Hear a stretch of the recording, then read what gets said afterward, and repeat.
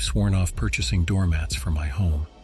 It all began around 5 years ago when I resided in an apartment complex nestled in the bustling heart of New York City.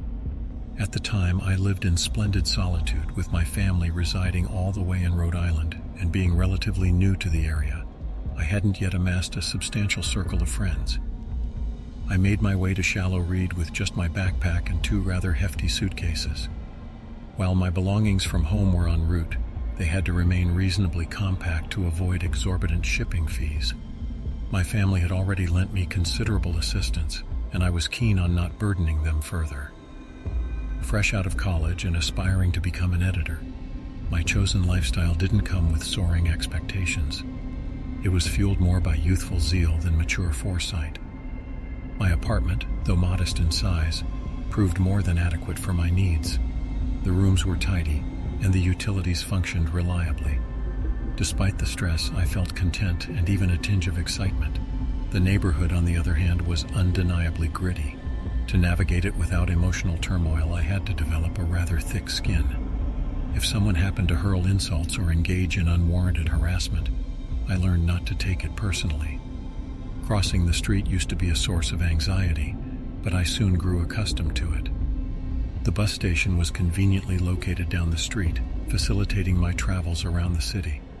I had left my car behind, so walking and public transportation became my primary modes of getting around. Fast forward about 2 years into my job at a publishing house, and circumstances took an unexpected turn.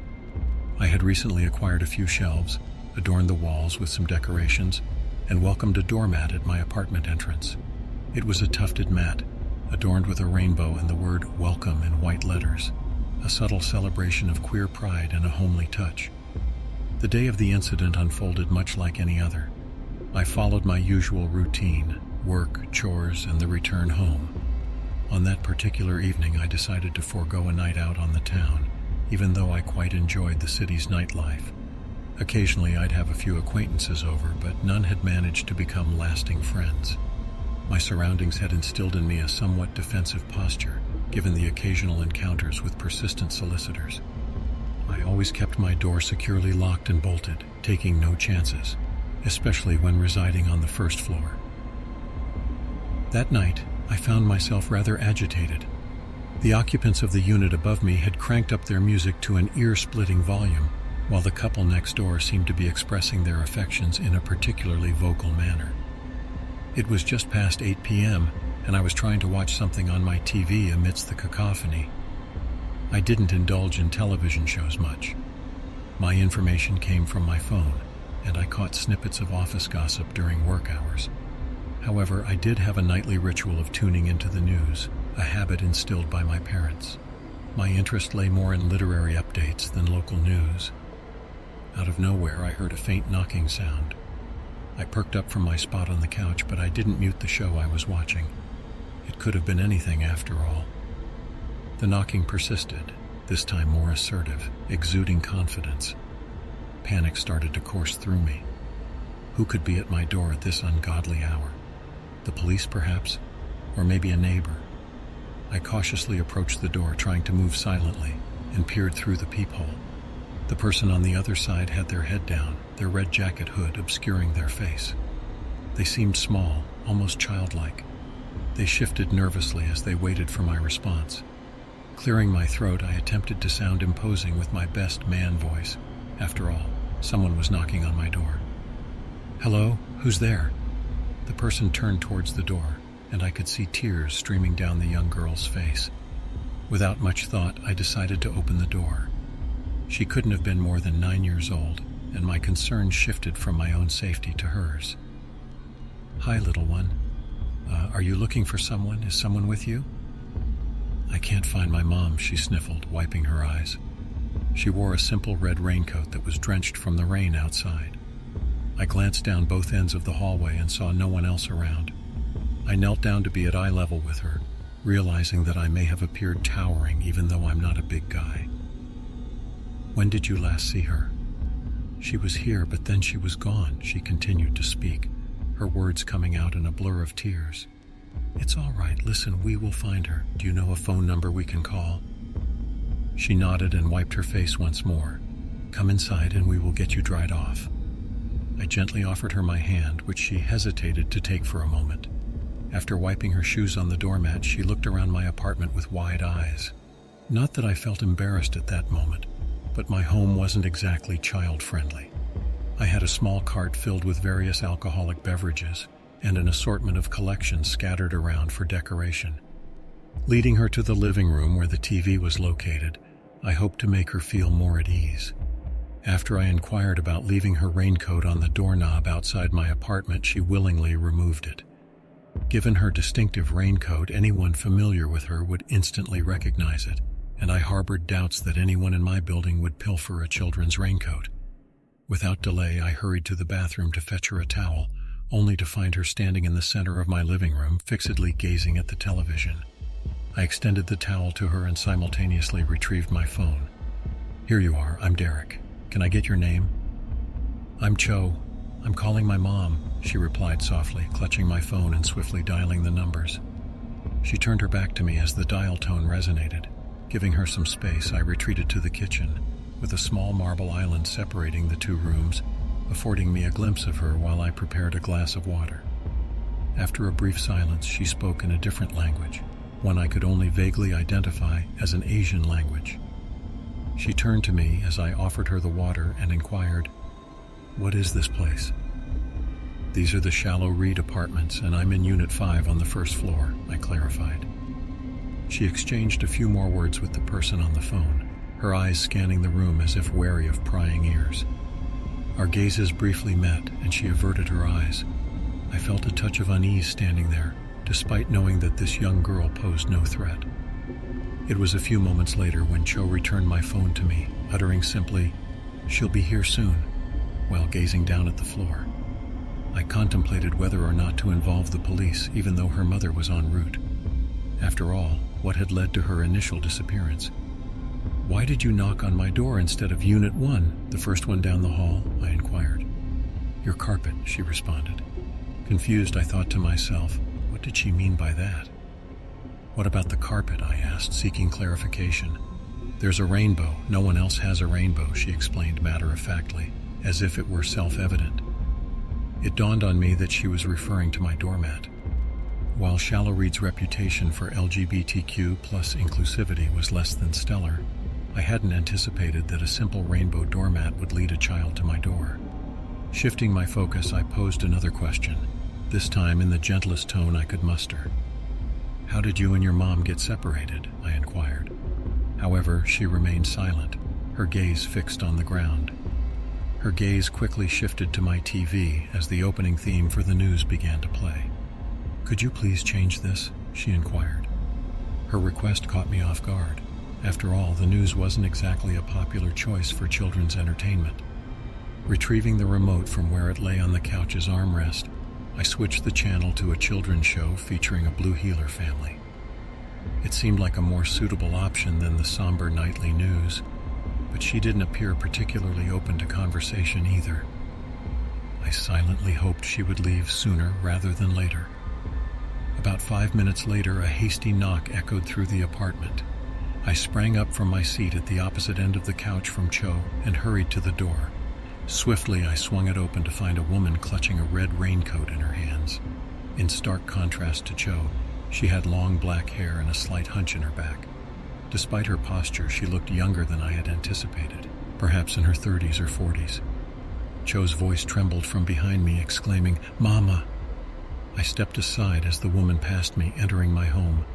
I kept the door ajar, expecting their departure shortly. The mother began conversing with Cho in the same language I had heard over the phone. She gently cupped her child's face and carefully examined her. "She arrived about 10 minutes ago and hasn't said much," I interjected, though the mother didn't acknowledge whether she had heard me or not. "Would you mind if we use your restroom? She has a cut on her arm that I need to clean," the mother requested. "Of course," I replied, gesturing down the hall to the left. "The first aid kit is in the closet." I pointed her in the direction she needed to go, with my bedroom directly across from it. She led her daughter to the bathroom, casting a somewhat intrusive glance into my bedroom along the way. By this point, they had already explored the entire apartment. I couldn't recall noticing any scratches on the child, but then again, I hadn't thoroughly examined her initially. While they were in the bathroom, I attempted to change the TV channel but couldn't find the remote. It struck me as odd since I had left it in the same spot as before. Fortunately, modern technology came to the rescue, and I used my phone to switch channels. As I tuned back into the news, I was met with footage of a raging house fire that had occurred earlier in the day. It seemed I hadn't missed all of the nightly news coverage after all. I could discern their hushed yet intense conversation emanating from the bathroom, a scenario that didn't surprise me in the least. I had a strong suspicion that the mother was giving her child a stern talking to, though my hunch was that inadequate adult supervision was the root cause, not the child's behavior. Nonetheless, I chose not to intervene. In our final update for the night, we bring you a local alert from the police department, the news anchor announced. We are actively searching for a group of individuals wanted for home invasion and murder. The television screen displayed a series of images of men who all seemed rather nondescript, none of them particularly standing out in any noteworthy way.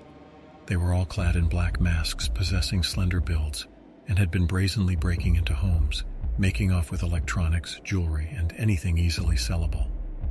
But what truly sent a shiver down my spine was what followed.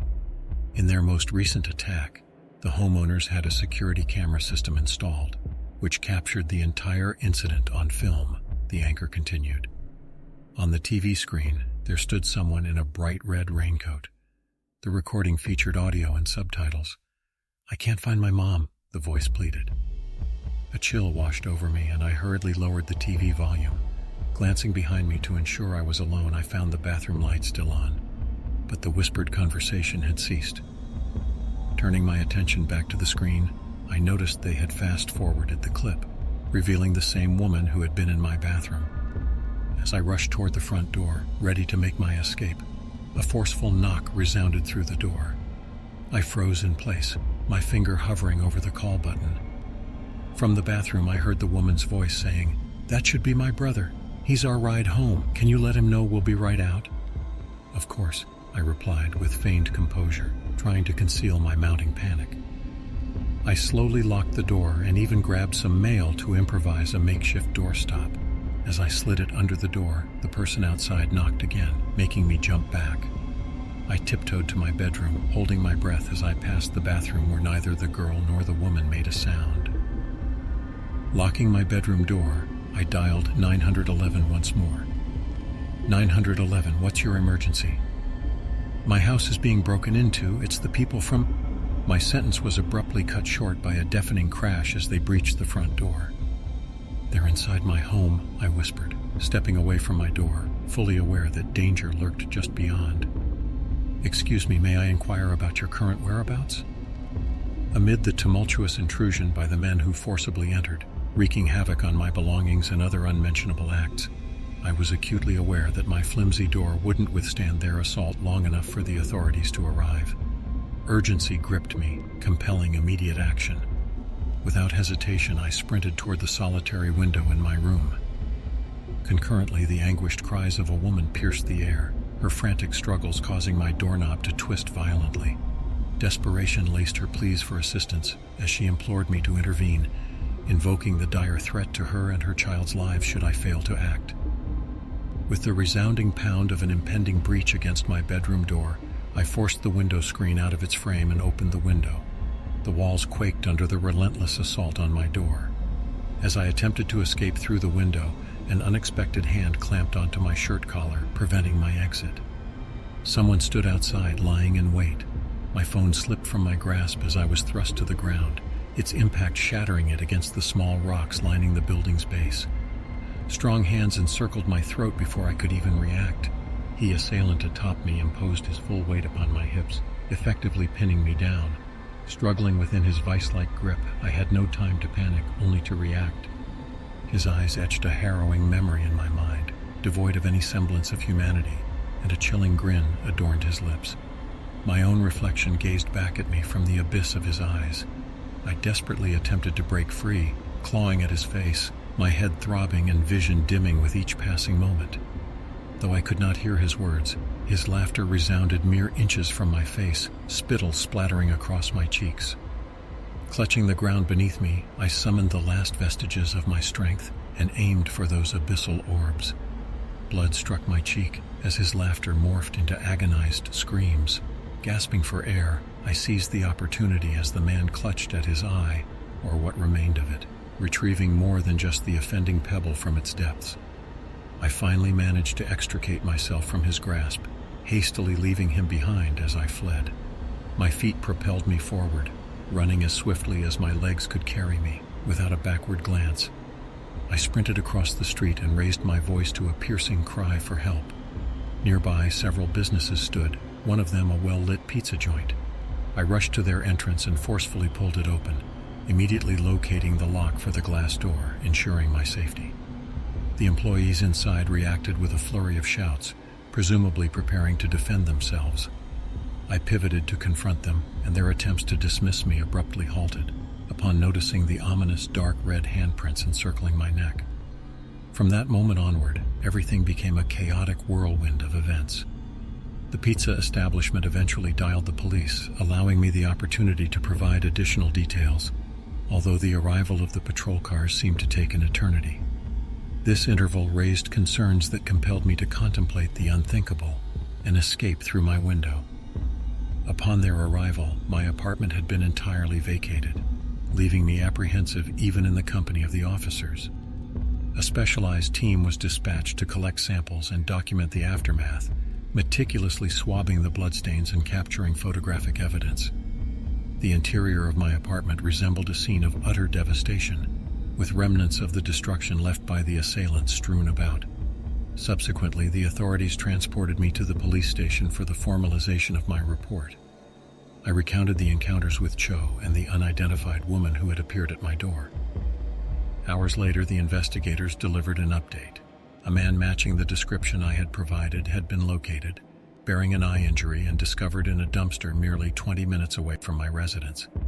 Despite spending a week in a hotel and another week at the home of a coworker, the individuals who had attacked me remained elusive. Law enforcement, with no concrete leads to pursue, could only maintain a vigilant watch. My inquiries as to why I had been targeted elicited a query in return from the police regarding firearm ownership, a question to which they already had the answer. I affirmed my lack of possession of any firearms. The authorities proceeded to reveal that the other victims of similar break-ins shared common traits. One family had close ties to a local church, another residence housed college students, and the third, which had captured footage of the female intruder on security cameras, consisted of individuals who had yet to attain U.S. citizenship. It didn't take much to discern that none of us possessed firearms or would have repelled a young child. We were all selected as vulnerable targets. The police acknowledged their inability to ascertain the extent of the culprit's knowledge about us until they were apprehended. However, they possessed enough information about me to fuel my anxiety. Consequently, I relocated, enrolled in self-defense courses, and acquired a handgun, which I rarely touch but take to the shooting range once a year. The sound of a knock at my door startles me every time. Nevertheless, I stand prepared for the day they may return to visit me again. Certainly, that's the sentiment I held until I returned home today, only to discover a crimson raincoat hanging from my doorknob. At least that's how I felt before I came home today, and on my doorknob there was a red raincoat.